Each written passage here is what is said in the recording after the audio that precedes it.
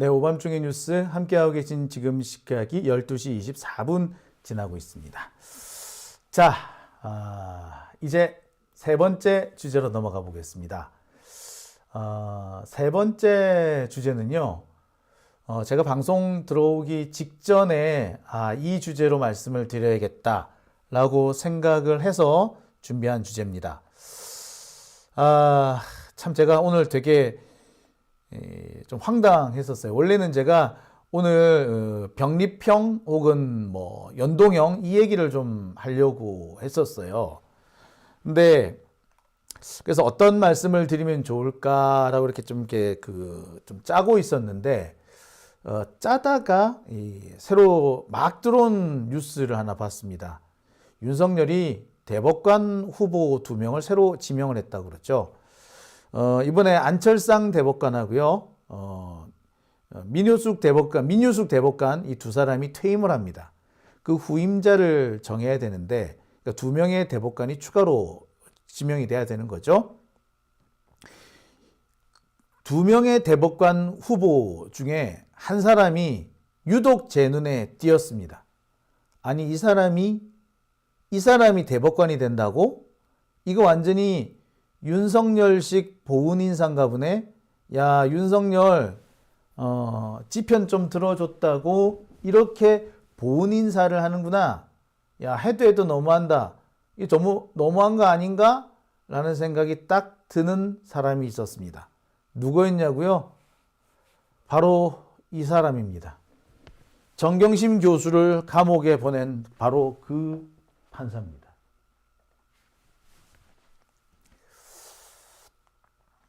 참네, 어처구니가 없죠. 정경심 교수를 감옥에 보냈던 바로 그 판사가 대법관 후보로 지명이 됐습니다. 그러니까 정경심을 감옥에 보낸 대가, 감옥에 보내준, 그러니까 윤석열한테 충성한 대가를 이렇게 돌려받는 거죠. 대법관이라는 자리로 돌려받는 겁니다. 너무한 거 아니에요, 이거? 뭐 이래도 되는 건가요? 자, 아예 아닐 수도 있지. 글쎄요, 아닐 수도 있을 거예요. 하지만 우리로서는 의심을 거둘 수가 없죠. 그리고 의심을 거둘 수 없는 몇 가지 이유들이 있습니다. 제가 하나하나 소개해 드릴 텐데요. 여러분들도 같이 한번 고민해 주시기 바랍니다. 자, 정경심 교수를 감옥에 보낸 사람, 그 사람 이름은 엄상필 판사입니다. 서울고등법원의 부장판사예요. 올해 나이 55세, 1968년생입니다. 학번으로 치자면 87학번 정도 되는 것 같아요. 자, 바로 이 사람입니다. 엄상필, 신숙희 2명의 판사가 오늘 새 대법관 후보로 지명이 됐어요. 국회에서는 바로 이 사람들을 인사청문회를 한 다음에 국회 동의 절차를 거칩니다. 그래서 동의가 있어야지 대법관이 됩니다. 자, 국회 동의가 있어야지 대법관이 되는데 법사위가 문제죠. 법사위 박범계, 박용진, 송기현, 소병철 이런 분들이 이 엄상필 부장판사를 또 대법관에 더 하고 앉히는 게 아닌지 저는 매우 걱정됩니다. 진짜로 이분이 정경심 교수를 감옥에 보낸 공로로 대법관이 되는지 안 되는지는 알 수 없으나 우리로서는 충분히 의심을 해볼 수밖에 없는 사람이고 의심을 쉽게 거두기도 어려운 겁니다. 그런 사람이라면 의심스러우면 그 자리에 앉히면 안 되는 거거든요. 그런데 흐물흐물한 이 법사위원들, 이 박용진 같은 자들이 이 사람을 또 슬그머니 통과시킨 게 아닌지 저는 매우 걱정되고 정말 진짜 크게 걱정됩니다. 만약에 이 엄상필이라는 판사를 대법관에 앉힌다면요, 우리는 법사위에 지금 있는 국회의원들 하나하나 다 따지고 물어서 너 이 사람 통과에 찬성이냐 반대했냐 따져서 찬성한 사람이면 우리 낙선운동해야 됩니다. 엄상필 판사를 대법관으로 받아주자라고 그런 결정을 내린 뭐 법사위원이 됐든 아니면 인사청문위원이 됐든 그런 식으로 하면은 우리 분명히 문제 삼아야 돼요, 이거. 자, 이 판사는 어떤 사람이냐? 경남 진주 출신이고요. 진주 동명고등학교를 나왔다고 합니다. 서울대 법대를 나왔고요. 연수원 23기. 68년생이니까 학번으로는 87학번일 겁니다. 연수원 23기는요. 97년에 판사로 임관을 합니다. 그러니까 사법시험을 가만히 사법시험으로 생각해 보면은 대학 졸업하고 한 3년 정도 시험 준비를 했다라고 보면 돼요. 그러니까 뭐 윤석열처럼 구수 이렇게 한 건 아니에요. 한 3수, 2, 3수 정도 했네. 보통 사법시험은 2, 3수 정도는 해요. 보통. 네. 자, 윤석열과는 대학 동기고요. 연수원 동기입니다. 대학 동창이고 연수원 동기입니다. 서울대 87학번이니까 서울대 79학번인 윤석열과는 좀 차이가 있죠. 하지만 연수원은 동기입니다. 연수원 동기예요. 자, 연수원 동기가 윤석열의 어떻게 보면 가장 결정적인 사건에서 윤석열 쪽 손을 들어줬어요. 자, 그런 사람이 대법관 자리에 올랐다면 일단 의심은 해봐야 되는 거 아닌가요? 그리고 정말 우리의 의심이 클리어하게 사라지지 않는 이상 저런 사람을 대법관에 앉혀줄 수는 없는 거 아닌가요? 대법관 민주당에서 동의해 줄 수 없는 거 아니야? 아니, 그러니까 윤석열이 왜 이런 사람을 자꾸 대법관에 지명하겠냐고. 민주당이 이걸 다 받아주니까 해주는 거 아니야? 국회 법사위 하는 박범계 의원이고 박용진이고, 이런 애들이 자꾸 이런 판사들, 이 말이 돼, 이런 애를 통과시켜주는 게? 근데 통과시켜줄 거 같거든, 흐물흐물하게. 그러니까 자꾸 지명하는 거예요. 왜 커트를 못 시키냐고. 등신들도 아니고 말이야. 씨. 자, 그런데 100번 1000번 양보해서 이 사람이 정경심 교수를 감옥에 보낸 대가로 윤석열 결정적인 사건에서 윤석열 편을 들어준 대가로 대법관이 되는 게 아니라고 칩시다. 자, 그런데 분명히 짚고 넘어가야 될 부분이 있습니다. 이 사람은 아까도 말씀드렸듯이 엄상필은 정경심 교수 재판에서 재판장이었어요. 그러면서 징역 4년을 선고를 했습니다. 중요한 게 하나 있었습니다. 동양대 PC의 증거 능력이 계속 문제가 됐었는데 증거 능력이 있다라고 넘어가 버린 게 이 판사들이었어요. 근데 동양대 PC는 결국 증거 능력이 없다는 쪽으로 결론이 났단 말이야. 자, 이런 사람을 판사로 대법관에 앉혀도 되나요? 저는 정말 의심스러운 게 이 대목이에요. 자, 이게 제 핸드폰이라고 칩시다. 또 하드디스크라고 칩시다. 그런데 제가 이걸 누군가한테 맡겼어. 자, 압수수색, 근데 검찰이 압수수색을 해와가지고 내가 맡긴 이 하드디스크를 맡긴 사람한테서 이거 뺏어갔다 쳐. 압수를 해갔다 쳐. 자, 그 다음에 이 하드디스크에 대해서 뭘 할까요? 포렌식을 하겠죠. 근데 이 포렌식을 할 때 이게 누구 거든 누구한테 맡겼든 일단 이게 내 거인 이상, 내 거라고 해서 가져간 이상 나보고 와가지고 야 참관은 해. 참관할 권한은 줘야죠. 압수야 알아서 한다 하더라도 지들이 편해서 할 때를 한다 하더라도 적어도 포렌식 할 때 당사자가 입회한 데서 해야 될 거 아니야. 그런데 정경심 교수 건에서는 당사자가 입회를 안 했어요. 그래서 정경심 교수는 그 PC 안에 뭐가 들었는지 지금도 잘 몰라. 그리고 그 PC 안에 들어있는 파일이 자기 건지 남의 건지도 잘 몰라요. 몇 년 동안 그 휴게실에 있었기 때문에 휴게실에서 누구나 쓸 수 있는 컴퓨터이기 때문에 이 사람 저 사람이 다 손댄 거였단 말이야. 따라서 그게 반드시 정경심 교수의 파일이라고 하기 어려운 거예요. 자, 그러면 어떻게 이게 내 겁니다 아닙니다라고 갈라줘야 될 거 아니야. 근데 그렇게 할 기회가 있었다 없었다? 없었다. 그랬으면 일방적으로 PC 증거 능력이 있다라고 하면 안 되는 거죠. 이거는 법리가 아니라 당연한 거 아닌가? 그죠? 근데 이 당연한 게 아니라고 판단했던 사람이 엄상필 판사예요. 여러분, 이게 이런 사람을 대법관에 앉혀놔도 되나요? 아니, 디지털 포렌식 같은 거, 요새 같은 거 핸드폰 안에 내 인생이 들어있는데 내 인생을 가져가 가지고 지들 마음대로, 검사들 마음대로 이리 뜯어보고 저리 뜯어보고 하게끔 내비둬야 돼? 당연히 당사자가 가서 참관할 수는 있는 권리를 있어야 될 거 아니야.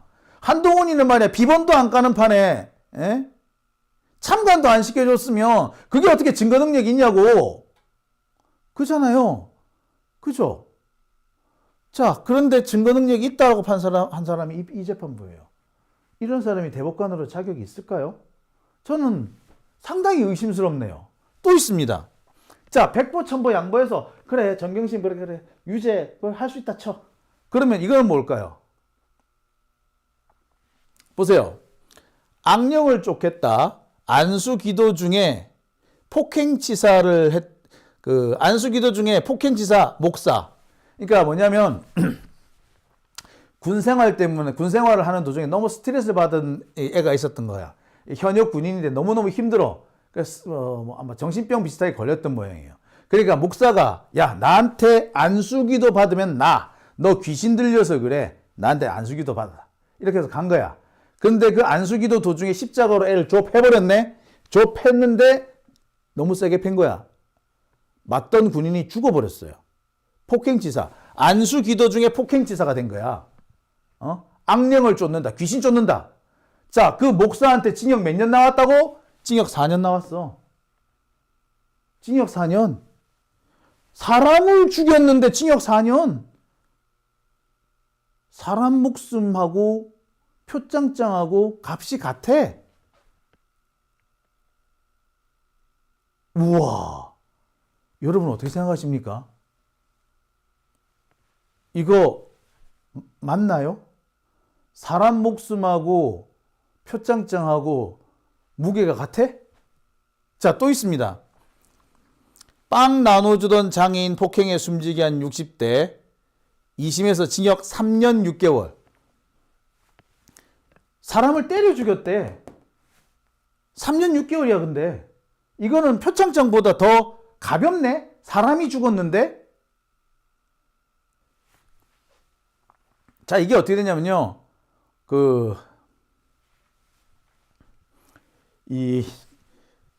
뭐냐면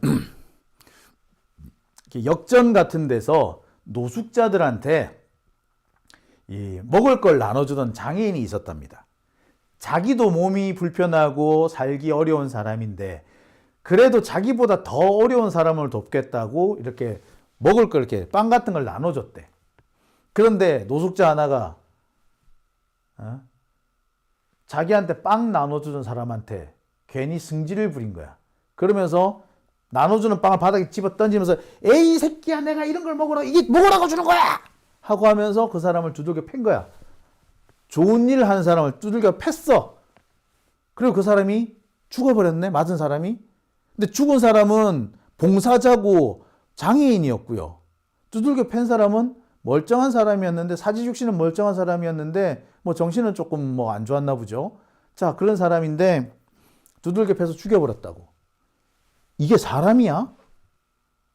아니, 그냥 길 가던 사람도 아니고 자기한테 호의를 베푸면서, 배고프시죠? 이 빵이라도 하나 드시겠어요? 라고 하는 사람인데, 야, 이걸 나보고 먹으라고, 야, 이 새끼야, 니나 처먹어, 이 새끼가, 이러면서 막 좁혀버렸어.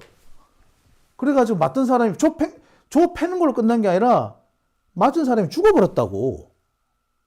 근데 징역 몇 년? 3년 6개월. 근데 담당 판사가 누구? 엄상필. 이 사건 같은 경우는 진짜 웃기는 게, 정경심 교수 사건 재판하고 한 1년도 채 안 지났어요. 그때 나온 사건인데, 재판부도 똑같아. 엄상필, 심담, 이승연. 똑같은 재판부가 처리한 거야. 그런데 사람이 죽었는데 표창장보다 가볍게 처벌이 됐어. 이거 여러분 말이 됩니까? 여러분 이게 말이 된다고 생각하세요? 자, 이런 판결을 내린 판사가 대법관이 된다는 거에 여러분 동의하십니까? 저는 도저히 동의 못하겠습니다. 아무리 표창장이 그 정말 죄질이 무겁다고 하더라도 사람 때려 죽인 것보다는 가볍지 않나요? 그런데 사람 때려 죽인 것하고 같은 형량이 나오고, 아니 사람이 죽었는데 그보다도 더 센 형량이 나왔다면 여러분 이거 여러분 동의하시겠어요? 저는 아무리 생각해도 동의가 안 됩니다. 자, 그런데 이런 것도 있습니다. 자, 윤갑근 전 고검장 라임 옵티머스 사건에서 이분이 몇 가지 혐의가 걸려가지고 구속영장이 발부가 됐어요. 그런데 1심에서 유죄가 났는데 항소심에서 무죄를 받습니다. 자, 무죄 선고를 한 사람이 누구? 또 엄상필이네.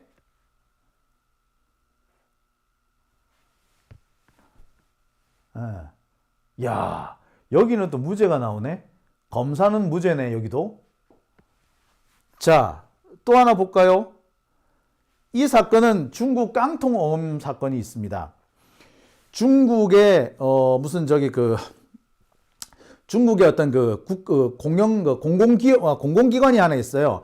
아마 해외 투자라든지 뭐 이렇게 에너지 관련된 이런 사업을 하는 중국의 공공기관이 있습니다. 근데 이 공공기관이 거의 이제 그 사업을 잘 못해가지고 깡통이 돼가는 거예요. 그러니까 거의 이제 마이너스가 돼서 조만간 파산할 위기에 있는 그런 회사였어요. 근데 이 회사가 어음을 막 발행을 했을 거 아니에요? 이 회사가 발행한 어음을 기반으로 해가지고, 이 회사가 어음을 막 발행했는데 국내 증권사들이 그 어음을 사들입니다. 그 사들여가지고 이걸 바탕으로 해가지고 이거를 어음을 유동화시키는 증권이 있어요. 어음 유동화 증권이라고 있거든요. 그러니까 어음은 일정한 기간이 될 때까지 이게 내 돈을 받을 수 없는 거잖아요. 근데 이걸 유동화 증권으로 만들어주면은 어음을 잘게 쪼개서 일반 대중들한테 파는 거예요. 그러면은 금융기관 입장에서는 빨리 빌려준 돈을 회수할 수가 있잖아요. 이렇게 어음을 유동한 증권이 있습니다. 근데 보세요. 애시당초에 깡통, 조만간 파산할 위기에 있는 그 기업이 발행한 어음이야. 그 어음을 바탕으로 해서 유동화 증권을 만들었으면 이 유동화 증권, 이거는 깡통이죠. 이것도 깡통이죠. 휴지 조각이죠. 휴지 조각. 깡통을 기반으로 해가지고 증권을 만들었으면 그건 휴지 조각이나 다름없죠. 근데 그러면 이 휴지 조각을 발행한 증권사는 뭐야? 나쁜 놈들이죠. 한마디로 해서 사기꾼이지. 근데 이 증권사들이 재판에 넘어갔는데 어떻게 됐다고? 무죄 선고받았다고.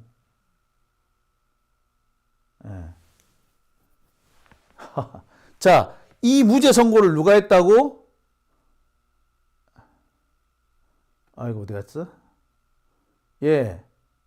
이거 역시 엄상필 부장판사였어. 심담 이승연 엄상필. 이 재판부가 또 무죄를 때립니다. 여러분 이해가 되시면 이게 완전히 사기꾼 아닌가요? 그죠? 네. 자, 이 사기꾼한테 무기죄를 때려줍니다. 여러분 이게 공정한가요? 여러분 이게 공정한가요? 저 아무리 생각해도 이게 공정하다는 느낌이 안 듭니다. 자, 또 있습니다. 자, 이 사건은요, 되게 황당한 사건입니다. 여러분, 이게 사법농단 사건 아시죠? 이 사법농단 사건에도 이 엄상필 부장판사가 또 연루가 됩니다. 자, 이 사건이 뭐냐면요, 여기 같은 경우에도 엄상필 부장판사가 또 등장을 하는데, 여기는 엄상필 부장판사가 왜 등장을 하느냐? 자, 어디 갔지? 여기 있네. 자, 여기도 엄상필 부장판사가 등장하죠. 자, 이거는 어떻게 되는 거냐면요.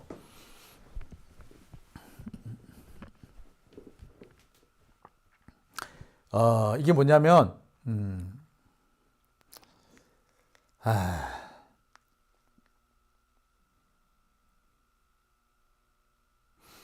이런 겁니다. 사법농단 사건에서 그 양승태하고 임종원 이 두 핵심 인물이잖아요. 이 두 핵심 인물이 재판을 쭉 합니다. 재판을 하는 와중에 재판부 기피 신청이 들어가요. 재판부 기피 신청이 들어가는 이유가 뭐냐면은 이게 재판부 갱신 절차, 재판부가 바뀌면서 갱신 절차에 들어가게 되는데 이 갱신 절차를 제대로 안 했다라고 해가지고 재판부 기피 신청이 들어간 거예요. 근데 이 재판부 기피 신청을 받아줍니다. 누가? 엄상필 부장판사가. 이 덕분에 이 재판부 재판부 갱신 절차가 처음부터 다시 진행이 돼요. 그러니까 지금 얼마 전에 나왔던 양승태 사법농단 사건 무죄 판결, 그 무죄 판결이 5년 만에 나왔다고 들으셨죠? 양승태 사건 재판이 5년 만에 나왔다고 들으셨을 텐데 그 5년 만에 재판 결과가 나올 수밖에 없도록 만들어주는, 거기에 힘을 보태준 사람이 엄상필인 거죠. 자, 뿐만 아닙니다. 이 법원 노조 측에서도 이 엄상필에 대해서 불만을 표출한 적도 있거든요. 과거에 특정인에게 지나치게 가혹한 판결을 내렸다라는 주장도 제기되어 있는 상태입니다. 자, 종합하면 그래요. 이분은 가진 자들, 특히 법조인들한테 상당히 후했던, 법조인들한테는 대단히 좀 선처를 해주는 그런 판사였던 거죠. 법조인들한테는 잘 처리해주고 보통의 사람들한테는 엄격하게 하고, 보통의 사람도 돈 있고 빽 있는 사람은 이래저래 빠져나가는데 진보, 보수는 무죄, 진보는 유죄, 보수는 선처, 진보는 엄벌, 이런 식의 판단을 내리는 사람이었다라는 결론이 나오는 겁니다. 특히 보세요. 사람을 때려 죽였는데 징역 4년, 사람을 때려 죽었는데 징역 3년 6개월 이렇게 선고하는 사람이 기껏 표창장 가지고 4년을 선고했다? 그게 말이나 되는 소리냐고요. 과연 이런 사람을 공정한 판결을 하는 사람이라고 보실 수 있겠습니까? 이런 사람을 대법관에 앉히는 게 과연 가당키나 한 얘기인가요? 보시다시피 윤갑근한테는 무죄 판결 때려줍니다. 양승태한테는 유리한 판결을 때려줍니다. 제가 앞서서도 제가 언젠가 말씀드린 적이 있습니다만 우리나라에서 재판부 기피 신청 받아주는 사례는 거의 없습니다.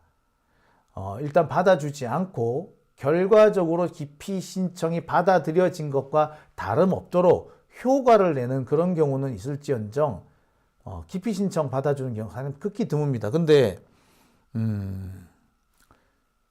이 엄상필은 양승태가 낸 기피 신청을 받아들인 거죠. 되게 이례적인 겁니다. 그러니까 판사, 검사한테는 아주 선처, 웬만하면 판사, 검사 손을 들어주는 거죠. 가진 사람들 손을 들어주는 거고, 보수 쪽 사람들의 손을 들어주는 겁니다.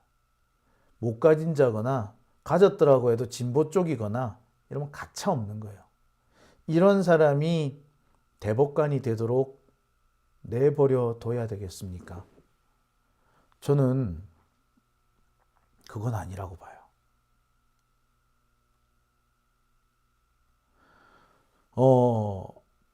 글쎄, 아까 제가 정경심을 감옥에 보낸 대가로 대법관이 됐다. 그래서 그건 아닐 수 있다 쳐요.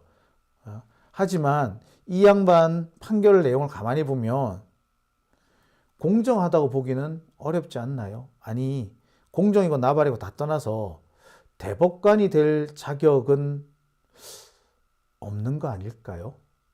여러분들께서는 어떻게 생각하십니까? 자, 오밤중의 뉴스 함께하고 계신 지금 시각 12시 49분 지나고 있습니다.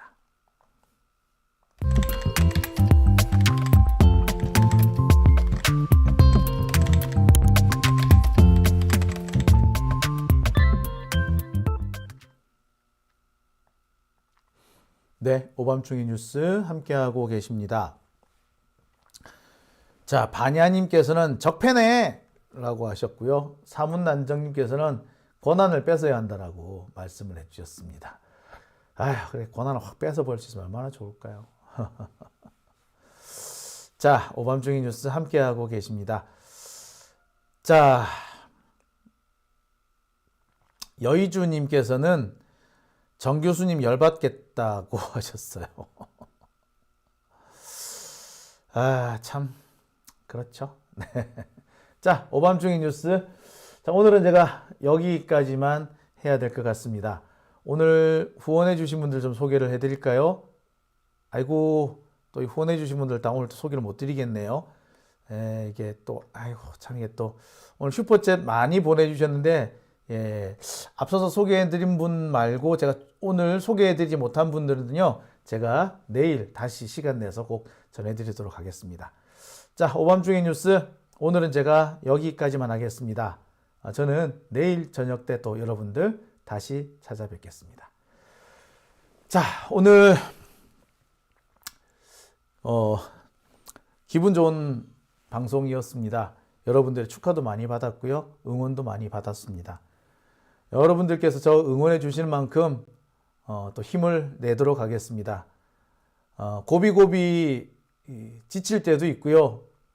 어떨 때는 정말 혼자서 한숨만 푹푹 쉬고 앉아 있을 때도 있습니다. 도대체 이 길이 언제쯤 끝이 날까?